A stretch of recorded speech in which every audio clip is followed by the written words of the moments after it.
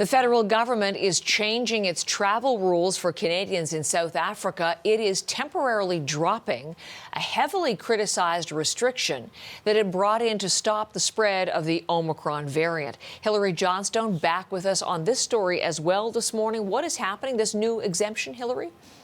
Heather, the key part about this exemption is that up until at least January 7th, Canadians who've been in South Africa, they're no longer going to have to go to a third country to get a negative COVID-19 test before they can come back to Canada. That has been a big deal for Canadians stuck in South Africa ever since the announcement of Omicron, because a lot of these countries would not let them in to get a negative test before continuing on to Canada. So Canadians who are in South Africa can now go and get a negative COVID-19 test result from an accredited lab in South Africa. They can then get on an indirect flight back to Canada on any airline they want, any carrier that they can find. Last week, there was another exemption announced, but it meant that Canadians had to depart from either Cape Town or Johannesburg. They had to fly on a Lufthansa flight to Frankfurt, Germany before boarding a flight for Canada. But all of that is done with now. Canadians, as long as they get that test result in South Africa, can get on an indirect flight to come back to Canada, like I said, until at least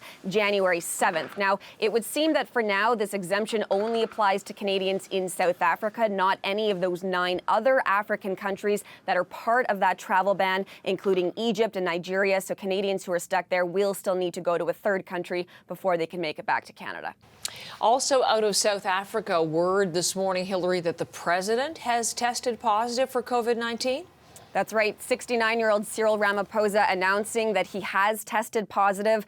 He's saying that this is a bit of a cautionary tale, a reminder to South Africans to go get vaccinated and then to also try and do everything they can to not become infected. So Cyril Ramaphosa is fully vaccinated. His statement did not say whether or not he has that Omicron variant or not, but he and some of his advisors have been on a West African tour in a number of countries over the past couple of days. They've been tested throughout. He continued to test negative up until yesterday. Heather, yesterday in South Africa, 18,000 new COVID-19 cases announced. 70% of them are that Omicron variant. Compare that to early November when there were about 200 new cases announced every day. Now, 18,000. Hilary, thank you. We'll talk much more about Omicron and boosters and vaccination with Dr. Labos in just about 5 minutes. Thank you, Hilary Johnstone in Ottawa.